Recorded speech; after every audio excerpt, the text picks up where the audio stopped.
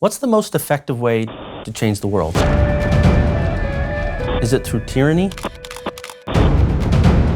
Is it through the media?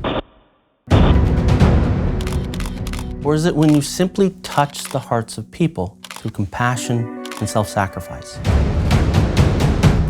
Many of the tyrants and propagandists of the modern era have fallen, and their only legacy is the grave lesson, never again. Yet to this day, we continue to reap the rewards of civil disobedience all around the world. Think about it. It is through civil disobedience that Gandhi won India's independence and set the nation on the path to a thriving democracy.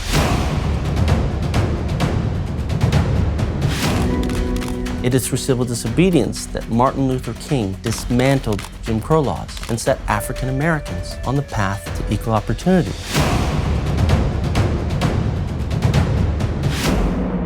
But can this method be effective even today? For more than 20 years, one of the largest civil disobedience movements in recorded history has been changing the hearts and minds of millions of people, and almost nobody in the West knows about it. What is this movement? How did it emerge? And why does it matter to all of us?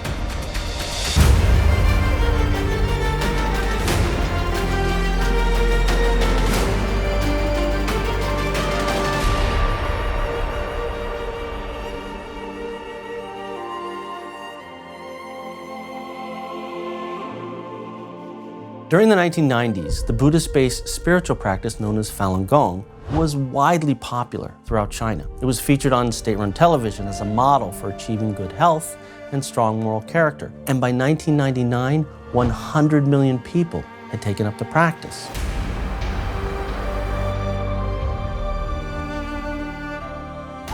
That proved to be too many for a few leaders in the Chinese Communist Party, or CCP. In July of 1999, they ordered the practice to be eliminated, unleashing a campaign of propaganda and violence against the group. Millions have been detained, imprisoned, tortured, or killed. And this continues today.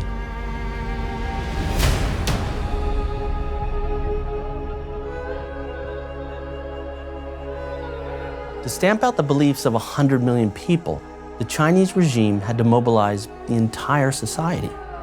If you lived next door to, or you worked with, or if you were even married to a Falun Gong practitioner, the CCP demanded that you hand them over to the authorities. If you were a school teacher or a university professor, the CCP demanded that you brainwash your students against Falun Gong. If you were a journalist, the CCP demanded that you fabricate stories to scare people away from Falun Gong, or even hate it. If you were a police officer, the CCP demanded you force Falun Gong practitioners in your area to renounce their faith, even if you have to use torture. In short, the CCP turned the public against Falun Gong by forcing their citizens to abandon basic principles of right and wrong. This tore apart families, friends, and communities throughout China, and has had a devastating impact on the moral fabric of China today.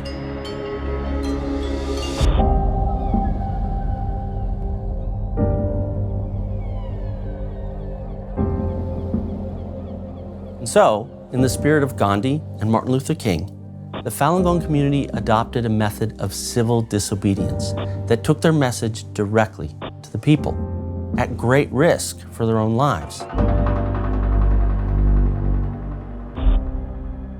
It started out simple. A Falun Gong practitioner would set up a printer at home and print a stack of pamphlets that debunked the state-run media's propaganda. Then, under cover of night, he would canvass the neighborhood, leaving pamphlets on each front door. The contents of these pamphlets often shocked Chinese people. It dismantled the CCP propaganda and gave people tangible, grounded perspective on Falun Gong.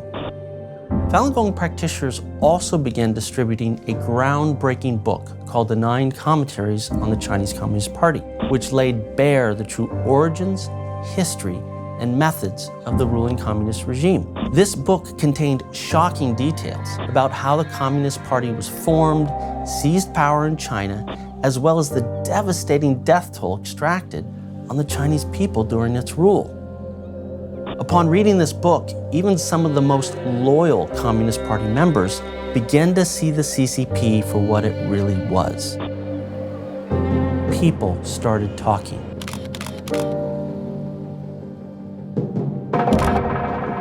A murmur grew to a chorus of voices all around China, amazed, often angry, about how much the CCP had misled them all these years.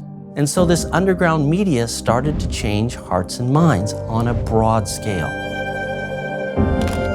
In just a few short years, these materials were appearing on front doors and porches all around China, from large apartment complexes in big cities to mud huts in remote villages. Falun Gong materials were everywhere. In 2009, the Minghui.org website, which operates the largest information network across China, reported there were 200,000 underground print shops, and that 20 to 40 million people participated in making or distributing these materials. That's right, a grassroots civil disobedience movement involving 20 to 40 million people.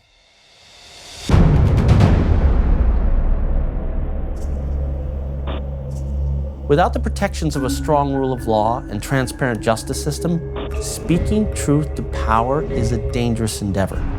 Under the CCP, it is often deadly. Each time a Falun Gong practitioner prints out pamphlets in their home, each time they fill their backpacks and walk out into the street, each time they tiptoe down a hallway, quietly placing pamphlets in front of each front door, each and every time they're putting their safety and indeed their lives on the line.